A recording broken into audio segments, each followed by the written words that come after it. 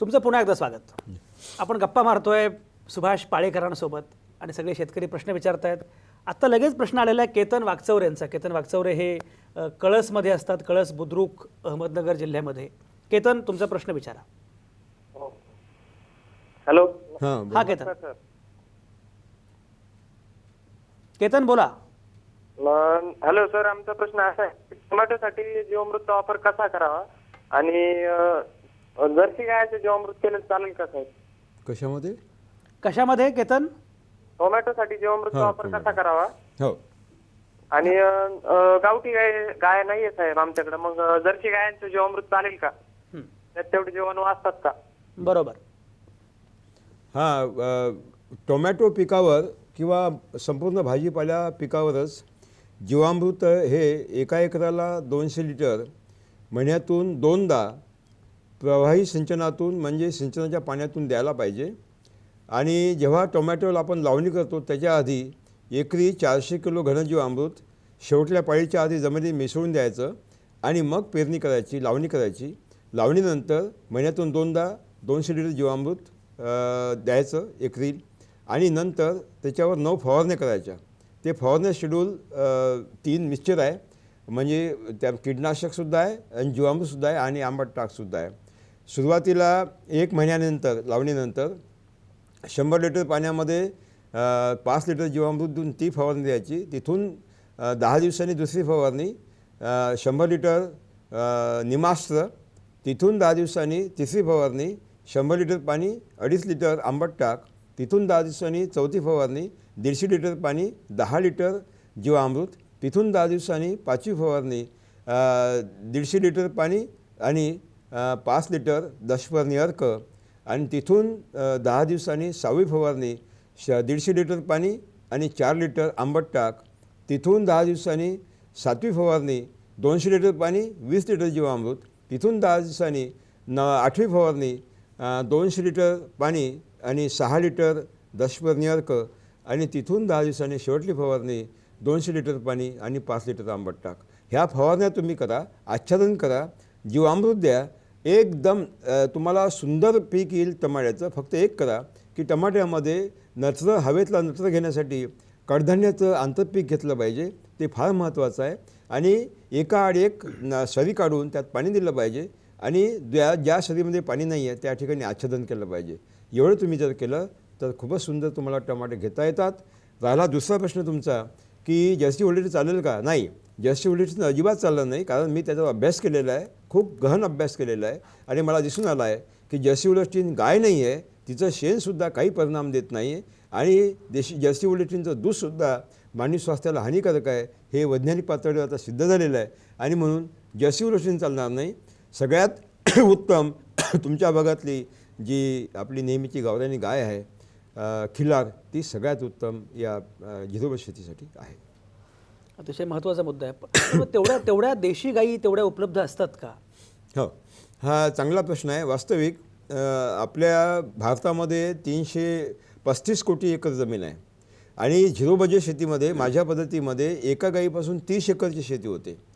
आणि आपली जी पशुगणना झाली त्यानुसार भारतामध्ये 8 कोटी गायी आहे.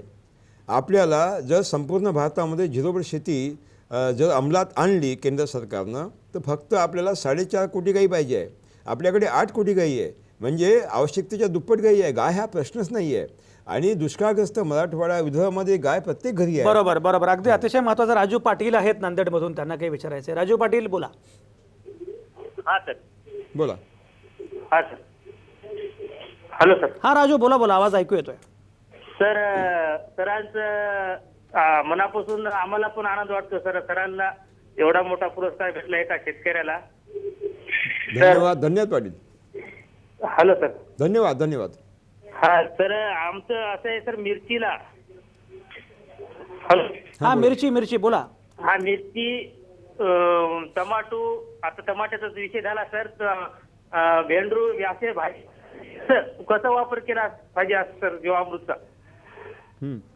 अच्छा, मिरची असेल, टोमॅटो असेल किंवा भेंडी असेल, याच्यासाठी कसा वापर केला पाहिजे? वास्तविक मी आता सांगितलं की संपूर्ण भाजीपाल्याला सुरुवातीला भाजीपाला लागवडीच्या आधी शेवटली जी पाळी आपण देतो कुळवाची, त्यावेळेस एका एकराला 400 किलो घनजीवामृत विस्कटून टाकायचं, ते मातीत मिसळायचं आणि त्यानंतर प्रत्येक पाण्यातून महिन्याला 2दा एका एकराला 200 लिटर जीवामृत द्यायचं. आणि आता जे मी शेड्यूल सांगितलं आहे त्याप्रमाणे जीवामृताच्या फवारणी करायच्या आणि एकाआड-एक सरीतून पाणी द्यायचं. ज्या सरीत पाणी देतो त्यातून जीवामृत द्यायचं. ज्या ठिकाणी आपण सरी काढली नाही, मोकळी जागा, त्या ठिकाणी आच्छादन द्यायचं. चमत्कारिक परिणाम मिळतात.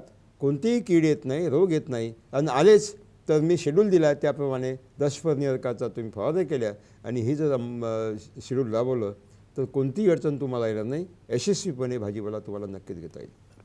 पुढचा फोन येईपर्यंत मी तुम्हाला एक प्रश्न पटकन विचारून टाकतो, कारण फोन सारखे सुरू आहेत. एक म्हणजे मगाशी मी तुम्हाला जे म्हटलं होतं की हे तिन्हीचे एकत्रितपणे सेंद्रिय, रासायनिक, नैसर्गिक असं करता येणं शक्य आहे का, हा एक मुद्दा आहे. आणि दुसरं म्हणजे भारतासारख्या देशात एवढ्या मोठ्या लोकसंख्येला पोचण्यासाठी नैसर्गिक शेती पुरेशी पडणार आहे का? हां, चांगला मुद्दा आहे. वास्तविक काही लोकांमध्ये असा संभ्रम निर्माण होतो की केवळ झिरो शेती करण्यापेक्षा आपण तेही करूया, जीवामृती वापरूया, गांडूळ खतही वापरूया आणि थोडं रासायनिक खतही वापरूया. हे सगळं चूक आहे. हे चूक आहे. आम्ही सिद्ध केलेलं आहे की शेणखतसुद्धा टाकायचं नाही, कंपोस्ट नाही, वर्मी कंपोस्ट नाही, रासायनिक खत नाही, त्याची आवश्यकता नाही आहे. आणि कोणत्याही बाह्यनिष्ठा न टाकता रासायनिक शेतीतून तुम्हाला मधला टप्पा न घेता सरळ झिरो शेतीमध्ये येता येतं आणि पहिल्याच वर्षी तुम्हाला उत्पादन मिळतं. त्याच्यामुळं झिरो बजेट शेतीकडे येताना मधले काही टप्पे घ्यायचे आहे का याची अजिबात आवश्यकता नाही आहे. आणि मधले टप्पे घेताना जो सेंद्रिय शेतीचा टप्पा सांगितला जातो तो खूप खर्चिक आहे. त्याच्या निविष्ठा चौपट महाग आहे रासायनिक निविष्ठेच्यापेक्षा. म्हणजे तुमचं शोषण खूप होतं आणि म्हणून हे मधले टप्पे न घेता तुम्हाला नक्कीच सरळ झिरो शेतीकडे येता येतं. मी जे मगाशी म्हटलं की युवराज बोहिंबर नावाचा माझा एक मित्र आहे, त्यानं हा कार्यक्रम आहे म्हटल्यानंतर मला लगेच एक SMS केला. तो माझा ॲग्रिकल्चरचा वर्गमित्र आहे. तर त्याचं म्हणणं असं आहे की हे सगळं ठीक आहे संजय, पण रासायनिक शेती नको वगैरे मान्य, पण भारतासारख्या देशात एवढ्या मोठ्या लोकसंख्येला पोसायचं तर नैसर्गिक शेती पुरेशी पडणार आहे का? एखादं मॉडेल ठीक आहे, पण पूर्ण देशभर हे मॉडेल आणि पूर्ण देश त्याच्यावर अवलंबून हे शक्य आहे का? नाही, बघा 40 लाख शेतकरी माझ्या पद्धतीनं देशामध्ये शेती करत आहेत. हा आता मागच्या वर्षीचा आकडा आहे.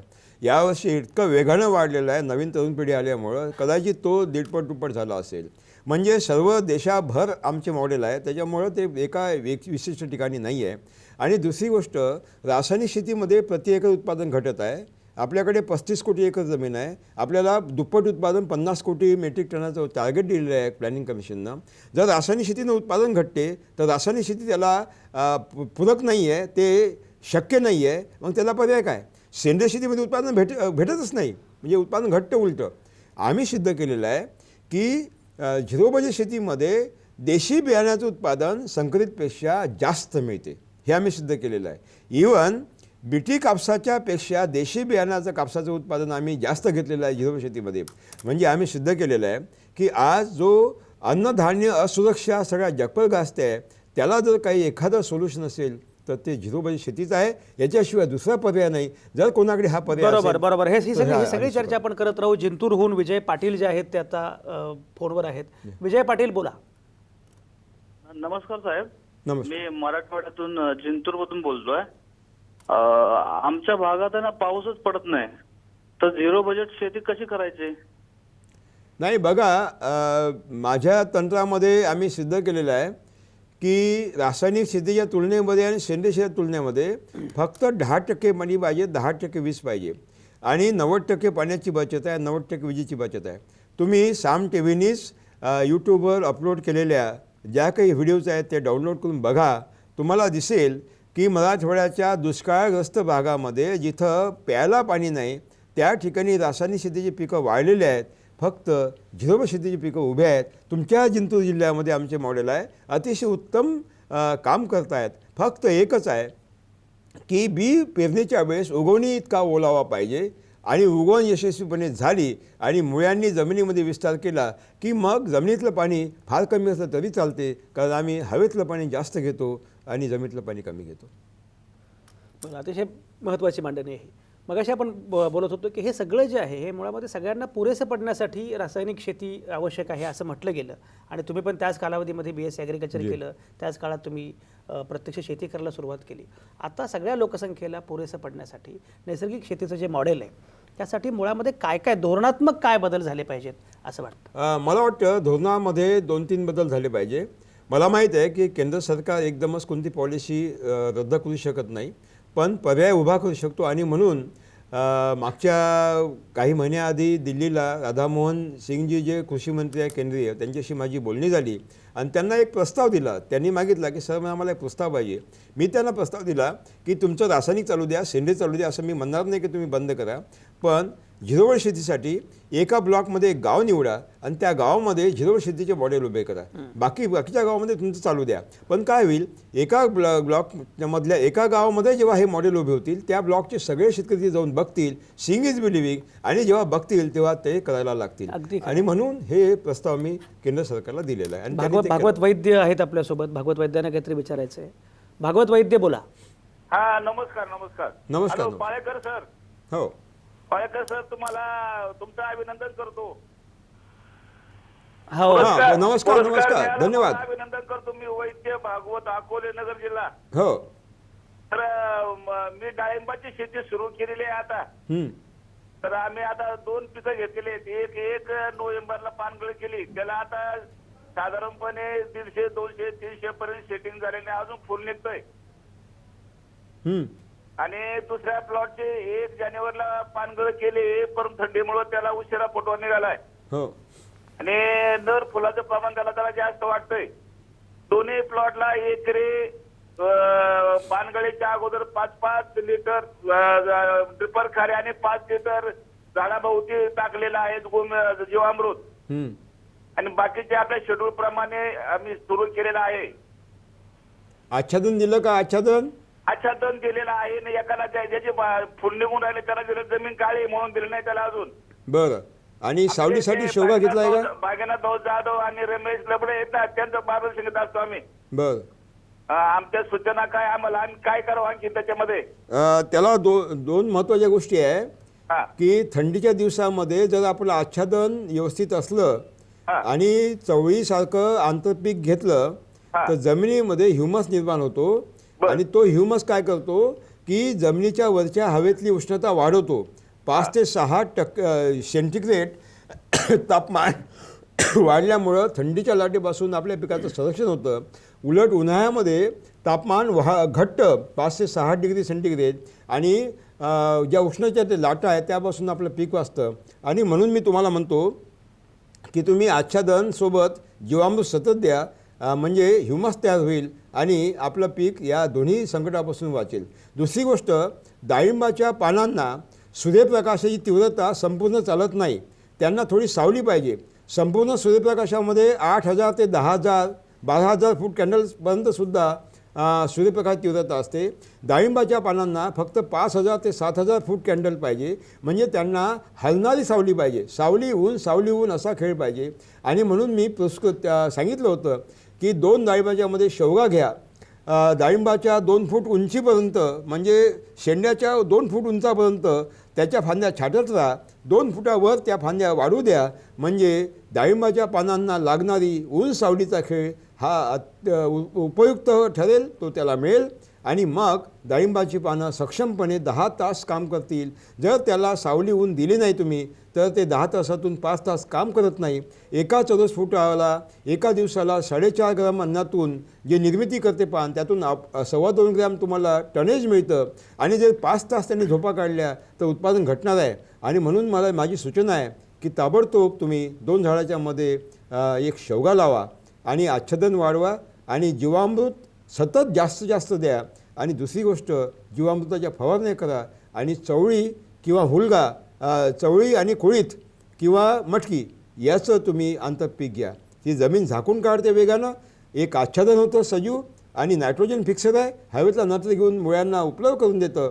आणि जमून झाकल्यामुळे जमिनीतला ओलावा टिकून राहतो. आणि जमिनीतला ओलावा टिकून राहिल्यामुळं आपली पाण्याची पाळी आपल्याला उशिरा देत आहे. पाण्याची 90% बचत होते. एवढं तुम्ही करा. हे सगळं लोक करतील, पण एक तुम्हाला सांगतो मी, मुळामध्ये एक महत्त्वाची अडचण शेतीबद्दल अशी मांडली जाते की शेतीचं मॉडेलच मुळात आतबट्ट्याचं आहे. शेती करणं हाच वेडेपण आहे, ते आतबट्ट्याचं आहे. कारण वरचेवर लोकसंख्या वाढत जाणार, जमीन कमी होत जाणार. त्यामुळे शेतीचं आत्ताचं जे मॉडेल आहे ते चुकीचं आहे आणि त्यामध्ये नुकसानच होणार असं गृहीत धरून आता नवीन पिढी जी आहे, तरुणाई जी आहे, ती बऱ्यापैकी शेतीपासून दूर चालली आहे. या सगळ्याकडे तुम्ही कसं बघताय, काय म्हणणं आहे? हां, नाही, तुमचा अतिशय महत्त्वाचा प्रश्न आहे की तरुणांचं स्थलांतर वेगानं होत आहे, कारण त्यांना शेतीमध्ये भविष्य दिसत नाही आहे. जर शेती करून आत्महत्या करण्याची पाळी येत असेल, अहो कोणताही मुलीचा बाप शेतकऱ्याच्या मुलाला मुलगी देत नाही. लग्न 40-40 वर्षाचे तरुण बिना लग्नाचे आहे, तो काय करणार आहे? तो मोठ्या मुंबईला पळणार आहे. परंतु आम्ही सिद्ध केलेलं आहे, आता तरुण परत येत आहे, कारण उत्पादन खर्च शून्य आहे, उत्पादन पहिल्या वर्षी जास्त मिळते. आमचं काही उदाहरणं अशी आहेत की एका एकरामध्ये पहिल्या वर्षी त्यांनी 6 लाख ते 8 लाखाचं उत्पादन घेतलेलं आहे डाळिंबामध्ये, द्राक्षामध्ये. म्हणजे आणखी काय पाहिजे? 2 एकर द्राक्ष असेल 12 लाखाचा तो शुद्ध नफा घेतो, 1 लाख रुपये महिन्याचा कमावतो. सॉफ्टवेअर इंजिनियर नोकऱ्या सोडतायत, म्हणजे ज्यांना 18 लाख पॅकेज आहे तो नोकऱ्या सोडतायत, समाधान नाही आहे, जमीन घेत आहेत किंवा डेव्हलपरची जमीन झिरो शेतीमध्ये करतायत. असे अनेक उदाहरणं आहेत. आणि म्हणून तरुणांना खेचून घेण्याचं काम आम्ही करतो. एका एकराच्या ऊसापासून जवळपास तो 4.5 ते 6 लाख रुपये गुळाचे करतो आणि गूळ 100 रुपये किलोनं 80 रुपयानं विकतो. म्हणजे आता घरी आपल्या झिरो बजेट नैसर्गिक शेतीतून उत्पादन काढायचं, त्याची प्रक्रिया आपल्या घरीच करायची आणि मध्यस्थ मुक्त व्यवस्थेच्या माध्यमातून थेट ग्राहकापर्यंत पोहोचवायचं, अशी आम्ही नवीन व्यवस्था या तरुण मुलांना देतो आहोत आणि त्याचे आम्हाला सुपरिणाम चांगल्या तऱ्हेने दिसत आहेत. हे अतिशय महत्त्वाची व्यवस्था आहे आणि याचा परिणाम निश्चितपणे दिसेल. मला आता ब्रेक घ्यायचा आहे, पण तरीसुद्धा ब्रेकवर जाण्यापूर्वी एक फक्त प्रश्न मी विचारतो, जरा थोडक्यात मला सांगा की अनेकदा असं वाटतं शहरी जो माणूस आहे ना, त्याला असं वाटतं की शेतीशी आपला काही संबंध नाही. रासायनिक शेती काय, नैसर्गिक शेती काय, सेंद्रिय शेती काय, माझा काय संबंध आहे शेतीशी? जर या शहरातल्या लोकांना तुम्ही समजावून कसं सांगाल की या शेतीचा परिणाम त्यांच्या जगण्यावर कसा रोज होत असतो? शहरातले जी मंडळी आहे, जे रोज अन्न खातात ते विष खातात. कारण शेतकरी जे विषारी रासायनिक खतं टाकतात, त्या नायट्रेटचे अंश त्या आपल्या खाण्यामध्ये येतात. जे विषारी कीटकनाशकं मारतात त्याचे अंशसुद्धा आपल्या खाण्यामध्ये येतात.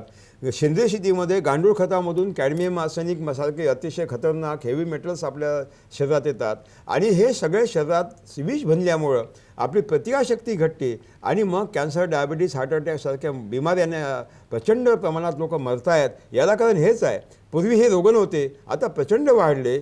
म्हणजे जगामध्ये जेवढे कॅन्सरचे पेशंट आहेत 30% भारतीय आहे, मधुमेहाचे 50% भारतीय आहे. हा वेगानं वाढणारी जी बिमारी आहे, कोणालाही शाश्वती देता येत नाही पुढल्या क्षणाला मी जिवंत राहू की मरेल. सगळे आतून घाबरलेले आहे आणि म्हणून तुमच्या नागरिकांचा थेट संबंध शेतीशी आहे. कारण शेतीतून तुम्हाला पाणी मिळतं, फळं मिळतात, अन्न मिळतं, शुद्ध हवा शेतीतून येते, ग्रामीण भागातून येते. तुमचा श्वास हा ग्रामीण भागावर शेतीवर अवलंबून आहे. आणि म्हणून असं समजू नका, तुमची जर तुम्हाला स्वतःला वाचवायचं असेल, जगण्याचा अधिकार, हे गांभीर्य अतिशय महत्त्वाचं आहे. हा जीवन मरणाचा प्रश्न आहे असं सुभाष पाळेकरांचं म्हणणं आहे. ही सगळी चर्चा आपण करत राहणार आहोत. आणखी बरेच प्रश्न येणार आहेत, आणखी फोन सुरू आहेत. ही सगळी चर्चा आपण करणार आहोत. आता या क्षणी मात्र मी घेतोय एक छोटासा ब्रेक. तुम्ही कुठंच जाऊ नका.